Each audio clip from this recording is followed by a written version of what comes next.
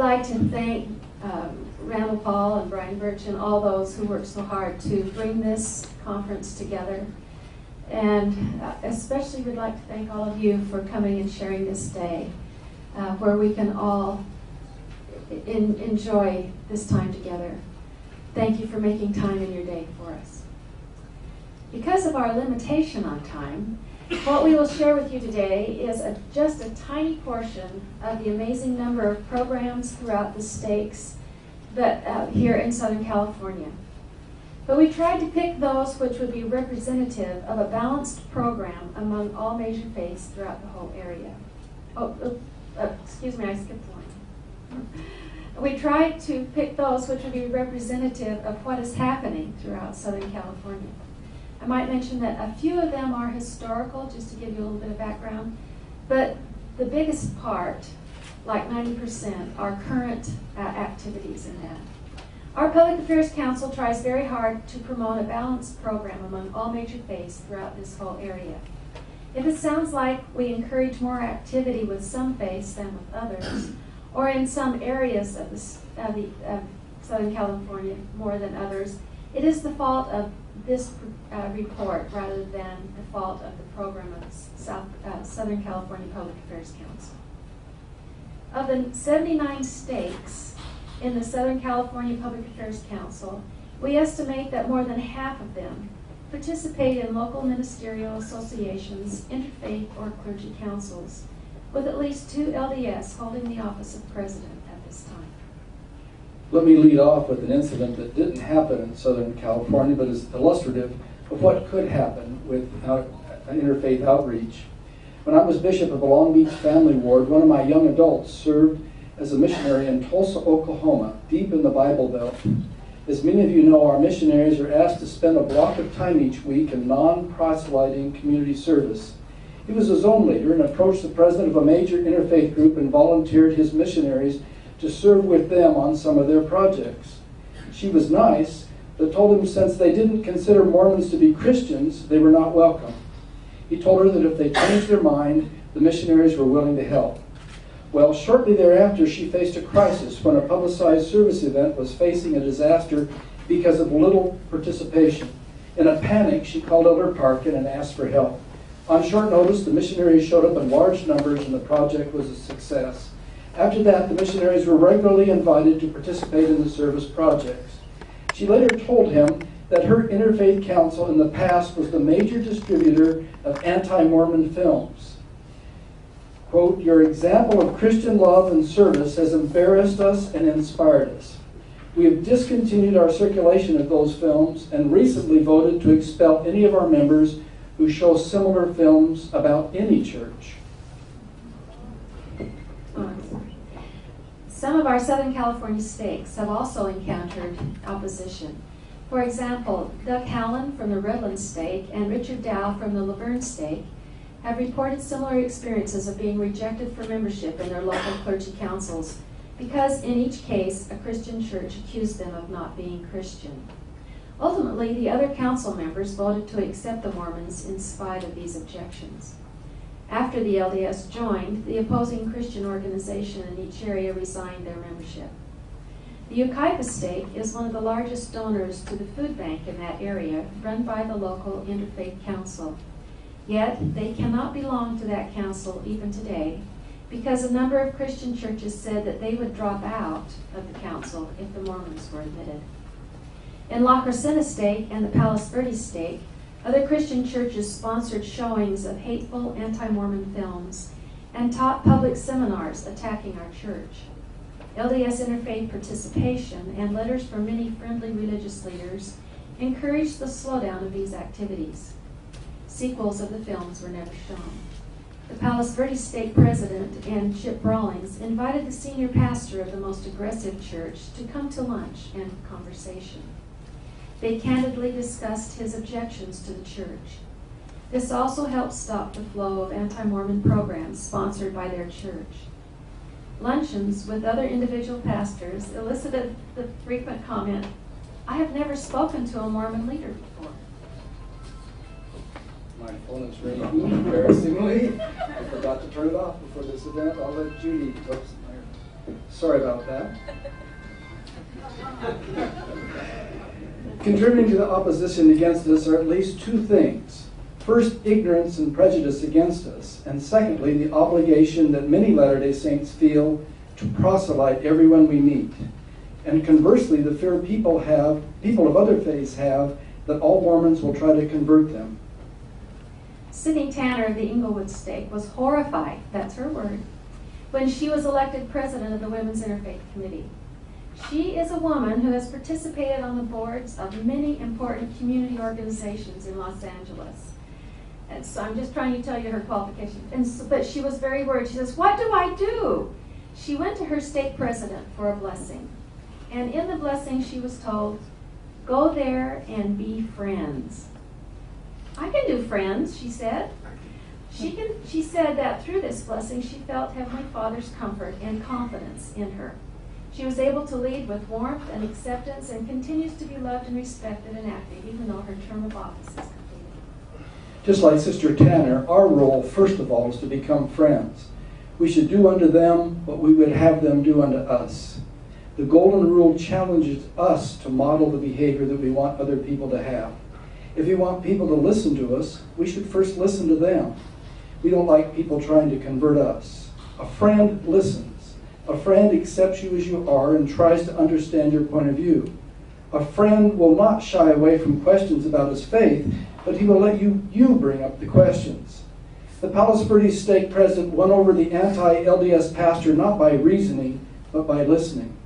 Jesus told us to turn the other cheek because there's an ear on that side. Nothing lowers the decibels in an argument like someone who starts listening to the other's point of view. James told us to be swift to hear, slow to speak. Can you imagine the relief your Jewish friend has when he realizes that you're not trying to convert him? You just want to be his friend.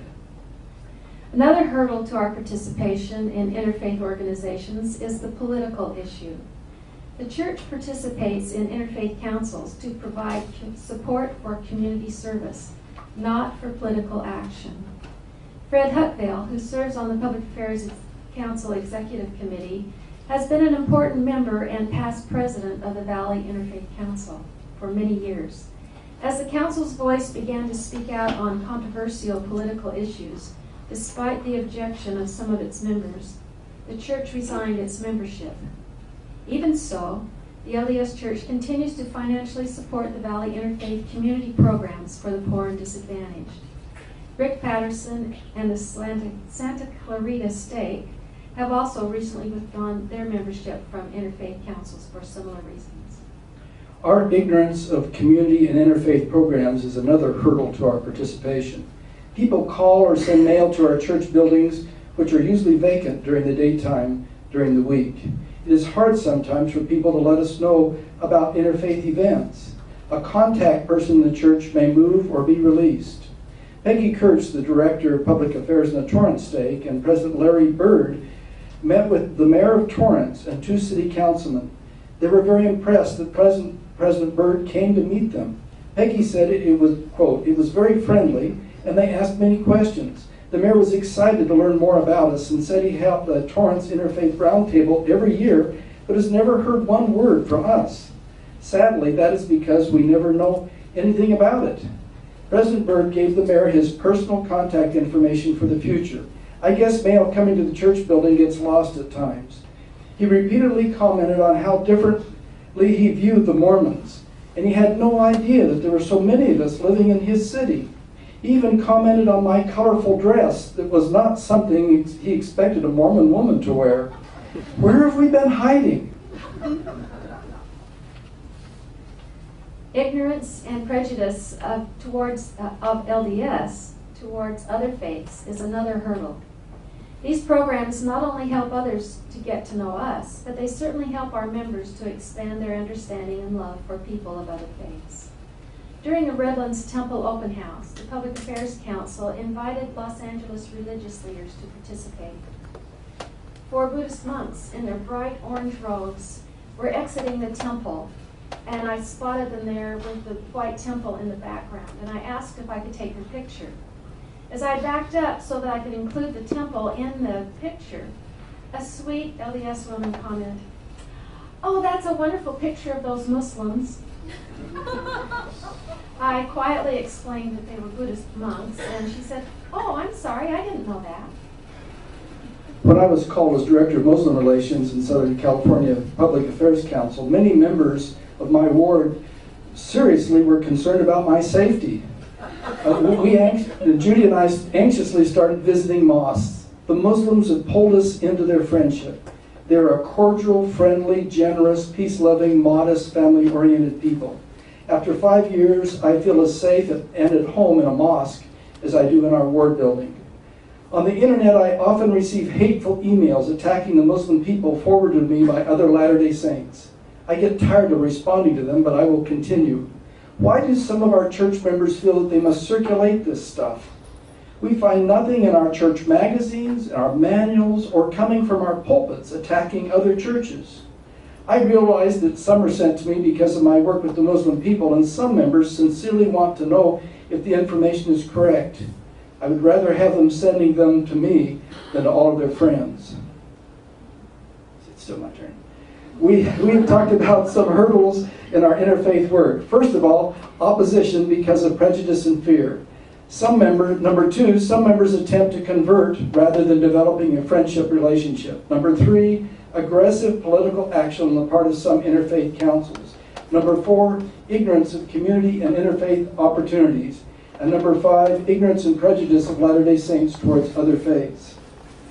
Now let's talk about some of the interfaith experiences we're having in our communities. Many of our members are individually involved in community service and volunteering. Tracy Howard from the Torrance North Stake is just one of many, many examples. She builds interfaith relations as a volunteer emergency preparedness commissioner in Hermosa Beach. She organizes neighborhood watch groups and implements the Map Your Neighborhood program. She holds ongoing training for groups and keeps them up to date on new classes, etc. In this way, she is meeting many religious leaders and hopes that this will change people's perceptions of Mormons. What Tracy is doing in her community, Laura Tesamali is doing throughout the world as she generously gives of her time and money administering humanitarian aid in Samoa, Africa, Pakistan, Asia, India, and other countries. She lets all know that she is LDS and that helping the needy is part of her religion. A few years ago, Muslim leaders in Orange County were nervous because they needed a facility large enough to hold the many thousands of people who would come together in worship after Ramadan. None seemed to be available. Tom Thorkelson, while serving as president of the Orange County National Conference of Christians and Jews, on his own, went to the chaplain of the marine facility near his home and asked if a large airplane hangar could be used by the Muslim community. After some negotiation, he got approval. This event was covered by national media, and to this day, Tom is still a hero to the Muslim community. Many of us are blessed with callings that give us the opportunity to work with interfaith groups. I'm grateful for my calling with Church Public Affairs. We get to see how LDS and other faith groups support each other in times of crisis. Here are some examples. There is a large family who travels the country in the name of religion, picketing churches and groups they don't like. This includes members of the Jewish faith. Since Temple Israel in Long Beach was on their agenda a few months ago, the rabbi asked members of the South Coast Interfaith Council in Long Beach to stand with him during the demonstration and participate in an interfaith service and speak on how we can support each other using our own faith's teachings and scriptures. So while the picketers were marched and yelled outside the synagogue, inside, I spoke as a member of the LDS Church. Afterwards, two Jewish women commented on how wonderful it was to have Mormon participation in the service and how surprised they were that a Mormon woman could speak from the pulpit. Two Jewish members of our interfaith councils were attending a meeting that was addressed by an evangelical Christian pastor. The pastor launched into an attack on the Mormons. These two Jewish ladies took turns correcting the speaker, saying, "That's not true. We know Mormons. We visit their buildings and serve with them on interfaith programs. What you're saying is not true."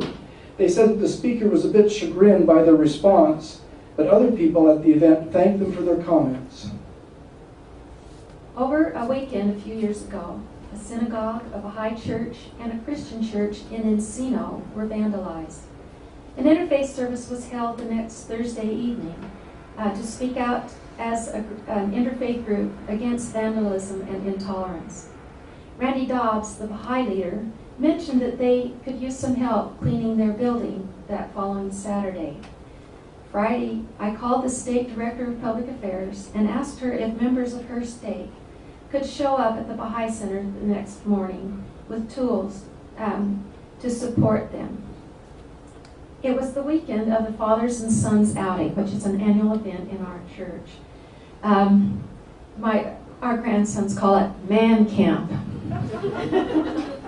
Even so, at the Friday night camp out, the stake president explained what was needed and asked the men and boys for their help.